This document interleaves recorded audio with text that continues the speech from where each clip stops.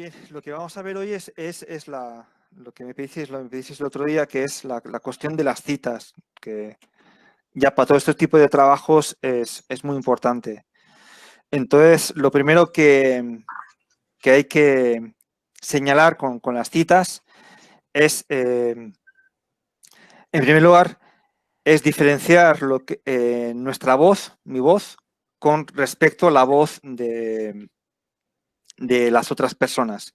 Por lo general, en un trabajo de investigación o en un artículo, en primer lugar, aparece claramente la voz del autor, eso se tiene que ver con claridad, y presenta ideas que las ha obtenido de otras fuentes, de otros autores. Entonces, esas ideas que obtenemos de otros autores o de otras fuentes, hay que indicarlas, hay que citarlas. Y eso es importante porque la cuestión, si nosotros copiamos un texto de un lado y lo pegamos en nuestro artículo, en nuestro texto, y no indicamos que ese texto pertenece a otra persona, eso es considerado como plagio. Y eso puede ser razón suficiente como para que el artículo quede fuera y una tesis queda absolutamente reprobada. O sea, un párrafo puede ser una omisión o lo que sea, pero no se suele aceptar. En Magíster yo he conocido personas que les pillaron un plagio en Magíster y tuvieron que dejar el Magíster. O sea, les invitaron a que abandonasen el máster. O sea, entonces, es un tema serio. Entonces, sí, es muy importante siempre que nuestra voz esté muy diferenciada de las otras voces. Entonces, lo que yo escribo en un artículo es propiamente mío y lo que no es mío lo indico. Estas formas de indicarlo pueden ser tanto directas como indirectas. Indirectas cuando me estoy refiriendo a las ideas de ciertos autores que están en ciertos textos. Y directas cuando yo cito literalmente. Y estas citas literales van siempre entrecomilladas. Cuando la cita directa es muy larga, entonces yo hago una sangría y creo un texto separado, diferenciado, ¿no? Entonces, y de ahí vienen las referencias. Entonces, por eso es importante el uso de las citas, porque el uso de las citas lo que hace es que un texto académico sea un texto argumentativo, es decir, que la idea o la tesis que yo quiero sostener, o la idea central que yo quiero sostener, además de que lo digo yo, lo dice más gente. Es decir, está sustentado en autores, en corrientes, en un paradigma determinado, y por lo tanto, mi voz o mi pensamiento la pongo en diálogo lo que es con el debate actual. Por eso también es importante también en toda investigación qué es lo último que se está hablando, que se está diciendo acerca de tal cosa. Por eso los textos que estáis leyendo en tanto el diálogo 1 como en el diálogo 2 son textos muy actuales. Son los textos que se están hablando ahora. Es el tema de discusión de ahora. Por eso tiene esa pertinencia. Y eso también en las citas es importante. Hay referencias que son clásicas y por lo tanto son, pues, en filosofía nos podemos retrotraer hasta el siglo V a.C., con Platón y Aristóteles, pero en educación generalmente, que tiene un enfoque más científico, entonces se da mucha importancia a la fecha de las referencias. Entonces, las referencias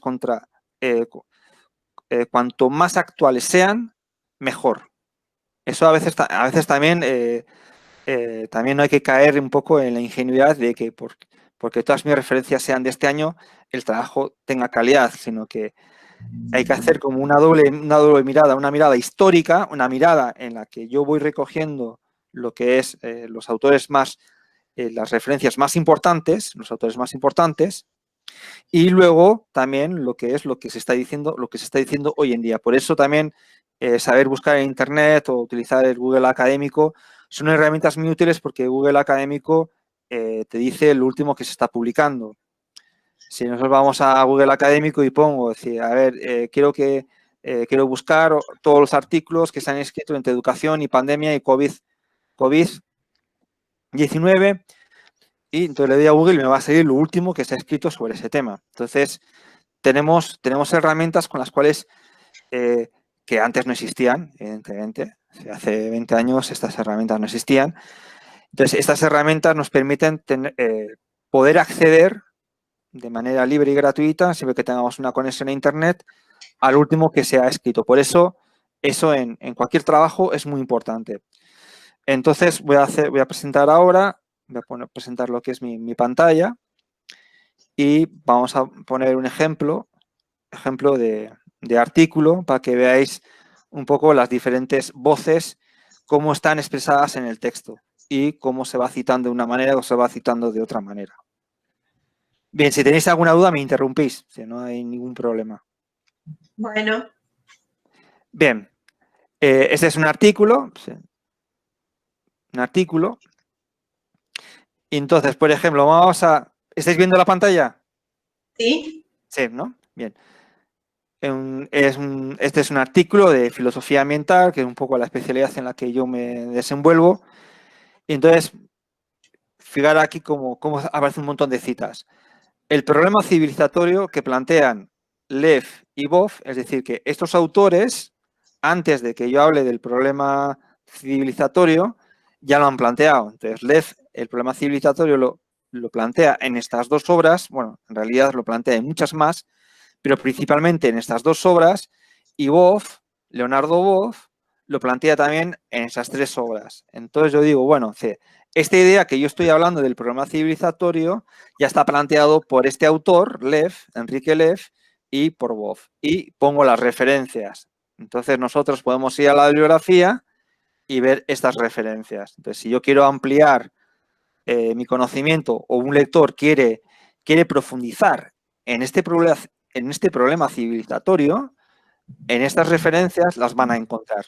Entonces, en lo que es en el formato APA de citación, cuando yo me estoy refiriendo a una idea que la han trabajado, la ha podido trabajar un autor u otro autor, lo que se hace es, se coloca el apellido, Lev, y el año de la publicación. ¿Que hay más publicaciones? En este caso tenemos dos publicaciones de Lev, entonces se separan con una coma. Y en este caso, en el caso de Boff, aparecen tres referencias bibliográficas. Tres referencias. Entonces, esta idea de problema civilizatorio están en estos 5 libros. Evidentemente, están en muchos más. Luego estoy, por ejemplo, pues como se ha desarrollado también en la teoría Gaia. Entonces, la teoría Gaia, ¿quién la ha desarrollado? James Lovelock. ¿En qué texto enuncia la teoría Gaia? En este texto de 1995. Entonces, uno, si quiere profundizar con la teoría Gaia, va a esta referencia. Hay personas que prefieren, sobre todo en filosofía no se cita tanto, ¿no? Pero lo que también es una muestra de honestidad. Es decir, que si yo estoy hablando de la teoría Gaia es porque he leído este libro.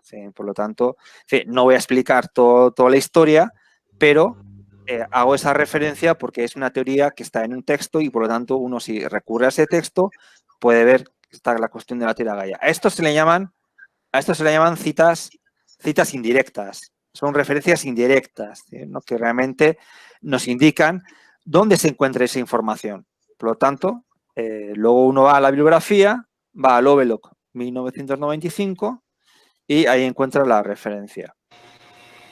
Disculpe, profe, sí.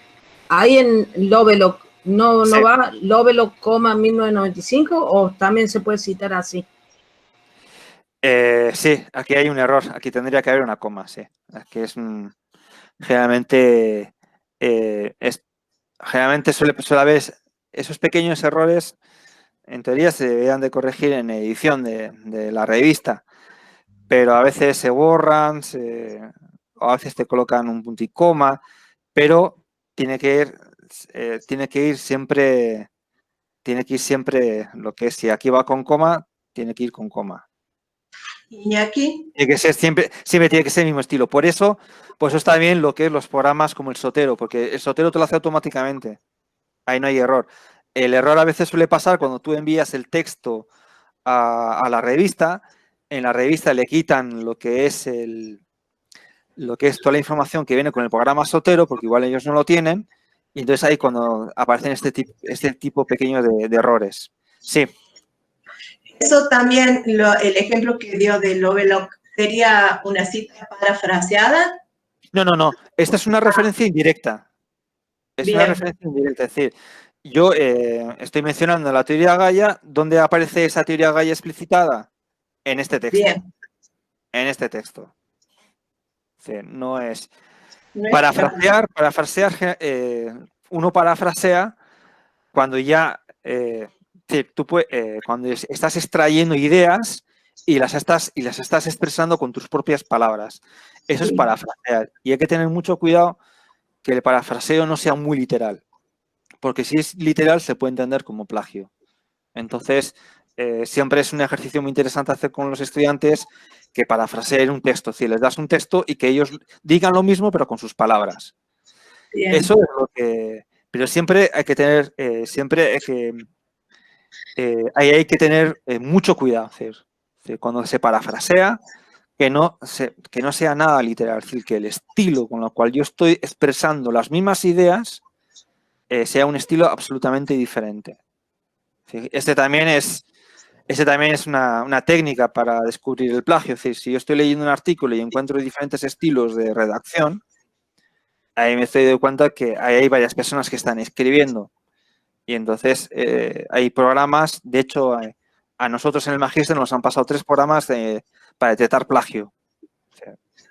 Entonces, eso siempre hay que tener cuidado. Pues bueno, aquí lo que estamos viendo son pues, referencias indirectas que se refieren a obras o a autores, ¿no? Iñaki, Sí. Disculpe, en el ejemplo anterior que usted nombró ahí, 2 autores de los cuales tomó 5 obras, ¿no? 5 libros. En lo que es la cita bibliográfica, perdón, en la bibliografía. En la bibliografía, sí. ¿Ahí tengo que citar los 5 libros? Sí, se cita, en la bibliografía se colocan todas las referencias bibliográficas que has introducido en el texto. Entonces, es decir, eso es lo que tiene que aparecer en la bibliografía. No a la bibliografía que uno ha utilizado, sino las que ha citado. Entonces esto no lo tengo que citar. ¿El qué? A los 5 libros estos, no los tengo que, digamos, poner en la... Sí, claro, sí, aquí están referenciados. Claro, si no, si por ejemplo no pongo Boff, la obra que escribió Boff en el 2003, ¿yo cómo puedo saber qué libro es? Y tengo que poner la página ahí. Ahí sí. No, la página se coloca cuando es cita directa. Cuando tú extraes, cuando una persona extrae un texto literal, entonces hay que colocar la página. Cuando estás extrayendo unas ideas o te estás refiriendo a unas obras, solo con el año ya vale. Bárbaro. Por ejemplo, aquí yo tengo una cita literal. Entonces, es una cita literal en la que nos remitimos lo que es al artículo 41 de la Constitución Nacional Argentina. Y aquí lo cito yo en formato APA. Entonces, todos los habitantes... Esto es una cita literal. Este no es un texto mío. Este es un texto que lo he copiado de la Constitución Nacional Argentina y aquí lo he pegado, tal como está en el texto. Y aquí aparece la fecha, este es el título de... Aquí, no, como es una obra que es colectiva, entonces se coloca el nombre del texto, en este caso Constitución Nacional Argentina, la edición que yo estoy utilizando, el año de la edición que yo estoy utilizando, generalmente en un libro... hay libros que, por ejemplo, en la Constitución, pues hay un montón de editoriales que lo publican. Pero en la Constitución que yo estoy utilizando está en la página 50. Es decir, que en cualquier editorial esta cita es la misma. Pero a veces realmente uno coloca lo que es los textos que uno utiliza. Porque hay obras en las que aparecen, sobre todo los clásicos. Los clásicos están en varias editoriales, no en una única editorial. Bien, entonces aquí tenemos una cita directa. Entonces, si es cita directa, literal, si es una cita literal, entonces tengo que colocar la página. Es decir, si en el caso de que sea voy a buscar una cita literal de un autor. Bien. Hay alguien que está Una haciendo ruido. pregunta, cuando es una cita literal, ¿no va en cursiva? Según las normas editoriales. En este caso, no va en cursiva. Estoy utilizando las comillas. Utilizo las comillas. No utilizo la cursiva. Y eso generalmente son las normas de estilo. Si la revista te dice que las citas literales las tienes que poner en cursiva, las colocas en cursiva, pero en la mayoría de las revistas te indican que las coloques entre comillas. Pero eso también depende del estilo. O sea, me supongo que ustedes cuando vayan a redactar la tesis, me supongo que os indicarán cuáles son las normas con las cuales se tiene que redactar. Entre ellas puede ser que la cita sea en cursiva. Por ejemplo, esta es una cita larga. Y como es una cita larga, tiene otro formato. Aquí hay una sangría, en lo que es en el lado izquierdo, hay una sangría, ¿no? Es decir, no va hasta aquí, sino que va hasta aquí. Entonces, esta es una cita larga, tiene otro formato, indica el autor, en este caso la autora, el año y la página. En este caso, la página 1. Una pregunta, profe. Sí. Perdón. ¿Y no va entre comillas cuando supera las 40 palabras? No va entre comillas. Tiene otro formato. Generalmente la letra tiene un número menor, tiene sangría en el lado izquierdo. En otros lugares te dicen que tiene que tener sangría en el lado izquierdo y en el lado derecho. Eso ya depende de lo que es de las normas editoriales. Bien. Sí. Bien, en este caso tenemos una cita directa, larga, no entrecomillada, pero sabemos que realmente, entonces yo si voy al texto de Bugalo del año 2005 y veo la página 1, me voy a encontrar exactamente con este texto.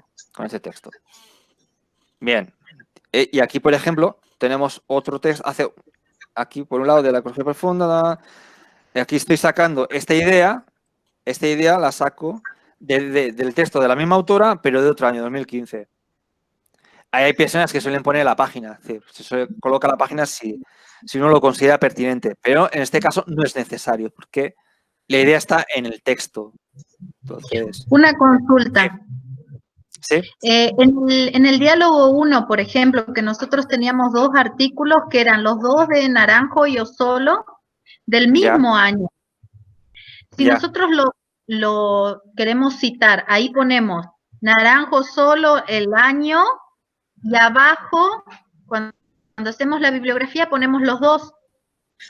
A ver, textos, diálogo 1, artículos. ¿A cuáles te refieres? ¿A los de Truta? No, a los de la profe, Fernanda Osolo, que uno era educar. Pensar en clave de derechos. Sí. Ese es uno. Y el otro era educación a distancia. Sí. Entonces, me estás diciendo qué sucede cuando tenemos dos textos del mismo autor, pero del mismo año. Claro. ¿No? No sé si yo tengo una frase. A ver, me voy a fijar. No. Me voy a fijar. Lo que se coloca es una letra. Se coloca la letra A en pequeñita y la letra B, C, D, según... En este caso, no. En este artículo no hay libros del mismo autor y del mismo año.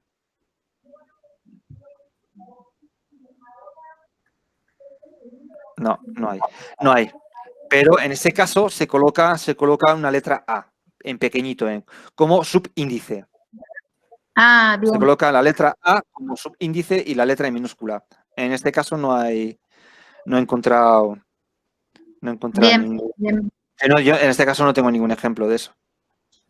Sí. ¿Pero en dónde va el subíndice? Pues iría después del año. Después del año y entre el paréntesis. En este caso, imagínate que Boff tiene dos textos de 1996, ¿no? Pues la letra A iría aquí, entre el 6 y el paréntesis, y el cierre de paréntesis. Ahí iría la letra A. ¿Qué tiene?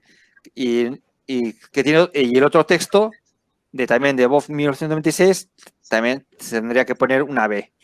A y una B. Es siempre como subíndice. Bien, ¿más preguntas? Por ejemplo, en este caso, aquí hay una cita directa de Lovelock del año 2007, pero en el original, en esta página, en el 2007, en esta página, el original está en inglés. Y aquí se indica traducción propia. Es que si yo me voy a esta obra, me voy a la página, me voy a dar cuenta de que el texto no está en castellano, sino que está en inglés. Entonces, ahí se permite, pues, ahí uno indica, no, esta es una traducción y lo que es para que la persona cuando vaya al texto, oye, pues si esto está en inglés, como esto ¿de dónde han sacado esta cita en castellano? ¿No? Entonces, en este caso, ponemos traducción propia. Una consultita, la letra que decía el subíndice, ¿va en mayúscula o minúscula? Minúscula. Minúscula. Minúscula, sí. Pero también esto es también cuestión de las normas, ¿eh? O sea, hay un montón de normas. En APA generalmente suele ser letra minúscula. Que yo tampoco nunca he visto con letra mayúscula. Sí, y esa es una forma de colocar las referencias. La forma europea es a nota a pie de página. Sí, pues me supongo que habéis leído un montón de artículos o libros donde las referencias están a nota a pie de página. Esos son diferentes estilos. Este estilo de indicar, por ejemplo, la referencia en el texto es de tradición anglosajona, norteamericana. Por ejemplo, yo acá estoy citando a clásicos, Rousseau, Nietzsche, y el año que pongo aquí es 1996. Evidentemente, Rousseau no es de 1996, es un autor creo que del siglo XVII, siglo XVIII.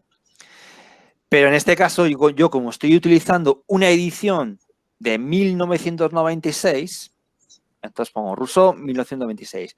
Algunos puristas suelen poner entre corchetes, no entre paréntesis, entre corchetes, el año en que se publicó por primera vez. Pero en APA no es necesario. Por ejemplo, en algunas revistas de filosofía te exigen, además de indicar la fecha de la edición que uno está utilizando, la fecha histórica real del documento, cosa que, por ejemplo, con los clásicos griegos es imposible determinar en qué año escribió, no sé, la metafísica de Aristóteles, es imposible, no se sabe. Pero con estos, con Nietzsche, con Rousseau, sí se sabe más o menos cuándo fue la primera fecha de edición. Y entonces se suele colocar entre corchetes. En vuestro caso, no es necesario. Bien, Iñaki, sí. Usted recién dijo que se puede citar como pie de página, ¿verdad? Cuando yo cito... Pero ese es ya otro formato, es otra normalización. No. O sea, cuando hago la referencia, digamos, de un libro, ¿no es cierto? Y lo hago como pie de página. Lo que es a nota de pie de página, o sea, en este artículo no tengo ninguna nota, no hay ninguna nota a pie de página, creo. Sí. Lo que pasa es que hay revistas que dicen que te prohíben el uso de notas a pie de página. Y hay otras revistas, en este caso la nota a pie de página es para indicar lo que es el lugar de los autores. Si lo hago así, ¿verdad? Cito y como pie de página pongo la referencia. ¿Ya no pongo referencia bibliográfica al último? Sí, luego al final tienes que poner la bibliografía. Lo mismo. La bibliografía en un formato determinado. ¿Entiendes?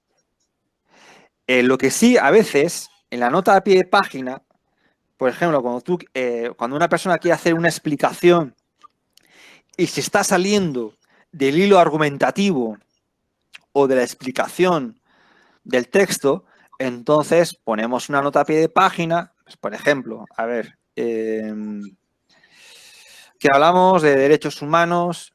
Bueno, pues imagina, bueno, yo pongo aquí una nota a pie de página y quiero hacer una aclaración acerca de este Instituto de Derechos Humanos de Cataluña. No, pues el Instituto de Derechos Humanos de Cataluña fue fundado el año 2000 y su objetivo principal es el estudio acerca de los derechos humanos en especial los derechos de tercera generación. Para más información, ustedes pueden visitar esta página web. Entonces, a veces nosotros, cuando queremos hacer explicaciones y no romper lo que es el hilo argumentativo del texto, entonces ahí sí que puedo introducir una nota a pie de página.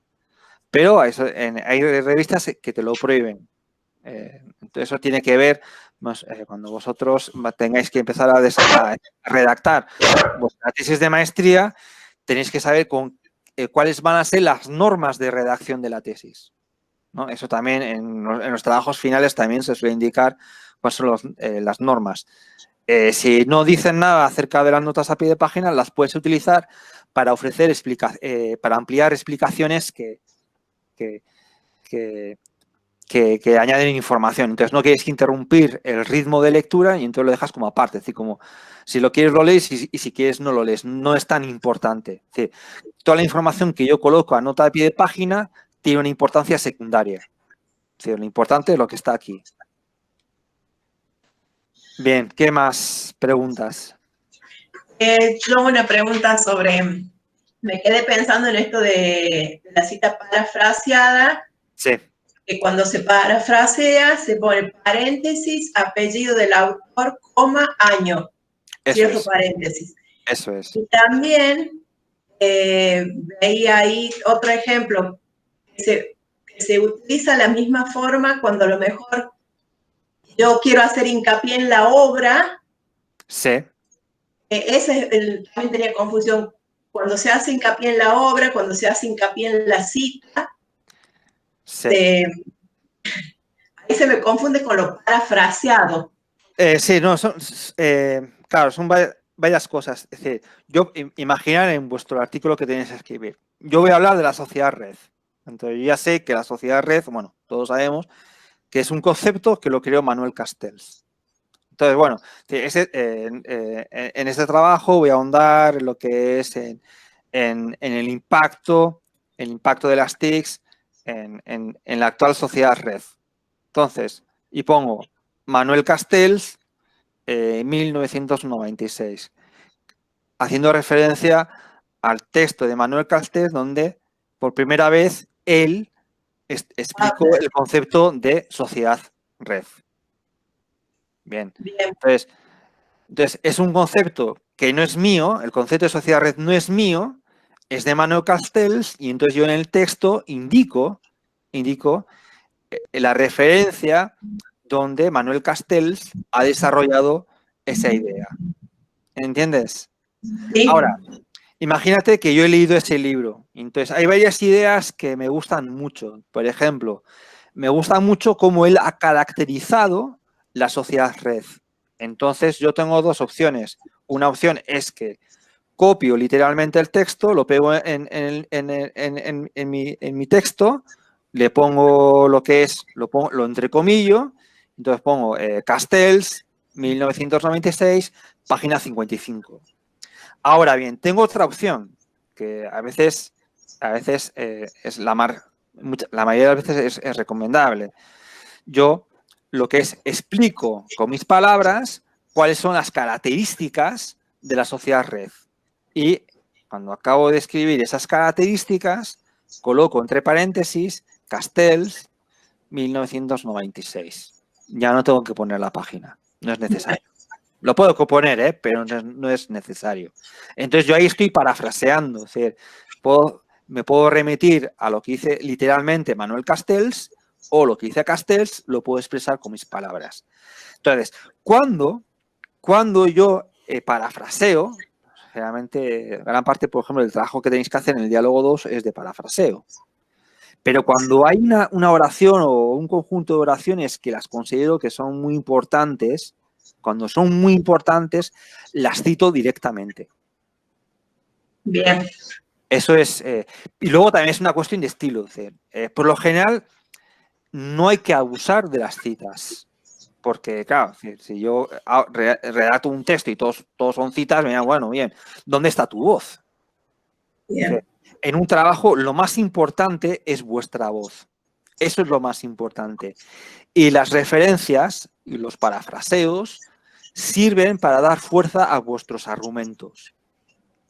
a vuestra tesis, a vuestra idea, a vuestro cuestionamiento, a vuestras preguntas.